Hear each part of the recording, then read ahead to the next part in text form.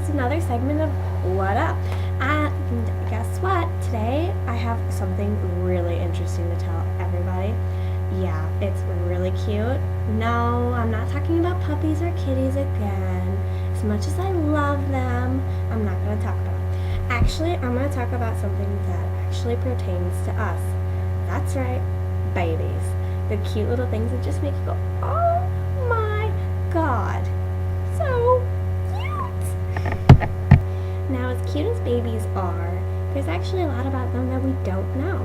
Like how they're attached to us and some things about their temperament and how they actually grow up.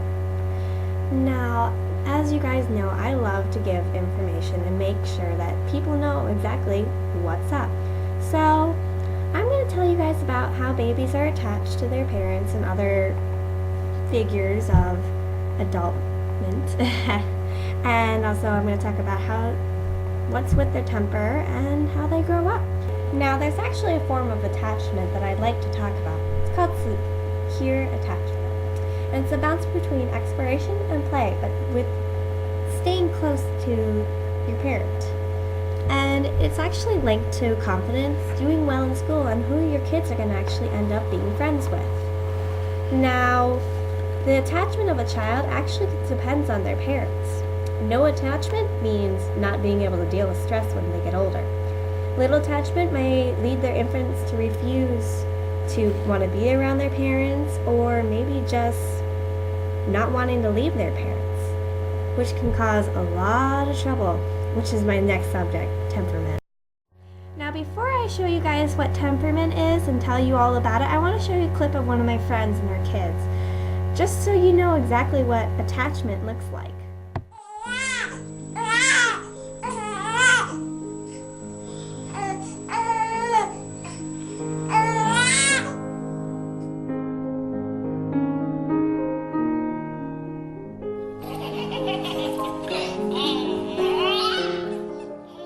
Friends' kids are so cute, I know.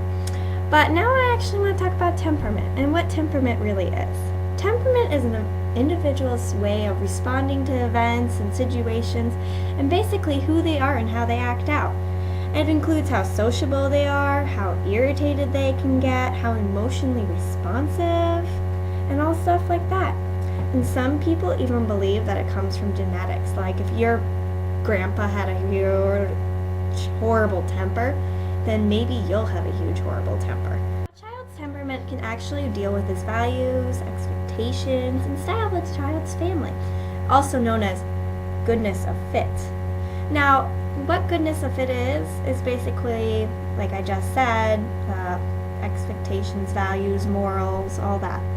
Now, temperament tends to persist over time, but not necessarily unchangeable. It actually deals with how parents respond to child's needs. Temperament can change, however, over experiences like successful social interactions, like let's just say your kid and one of her friends have a great talk, or she meets a stranger and she becomes great friends with them. That will reduce their shyness. But if they get rejection and just stress, then they can end up becoming even more shy. Once again, I have more clips of one of my friends and her kids on how her kids behave in public. And one of them is, well, I guess you would say, kind of a brat.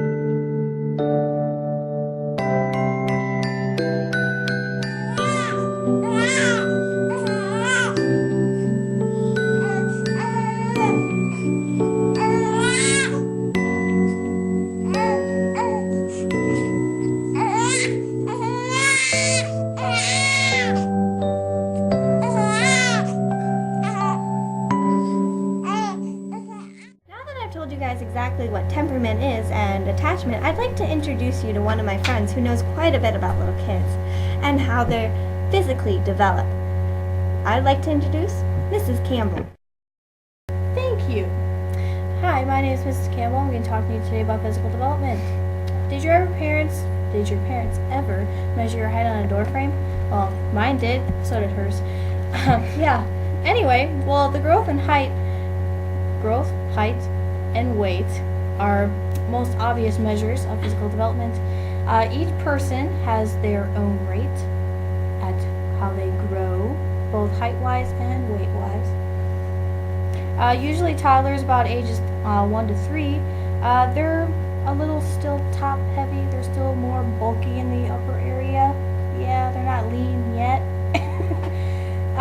And at this time they usually take about short, quick steps. They pitter-patter. You know that pitter-pattering sound of feet across the floor? Yeah, that's toddlers for you. And a major physical milestone in this age area is control of bowel movements, which is allowed for kids to be potty trained. Sadly, guys, I had to leave the studio early and I didn't get all the clips that I needed with Mrs. Campbell, nor did I get to take all the nice lighting with me, nor the nice little camera effects, nor all the nice cool stuff. But she was nice enough to give me all her information that she has over her kids, and hopefully I can tell you guys all about the preschool children. Now, preschool children, we all know, are at the age about 3 to 6, and they're now starting to get to the point where they're developing their motor skills, like being able to use scissors, color, paint, zip up their jackets, and all sorts of stuff. They can play catch, they can throw a football, all that fun stuff, and it's really cool to watch them.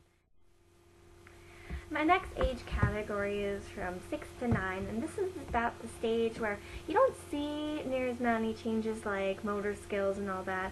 It's slowing down quite a bit, but this is the stage before your child becomes an adolescent. Now, what do I mean? The children, they start getting more competitive in sports. They get into the point where they start to get taller. Some of them might hit puberty by now, and if they do hit puberty, they're all self-conscious because they've already hit it, and it kind of shows in some people. And then those who haven't hit it aren't near as self-conscious about it, but they're waiting for it to happen. And this has been another episode of What Up? Thanks for watching, guys, and I hope you learned something today. Bye!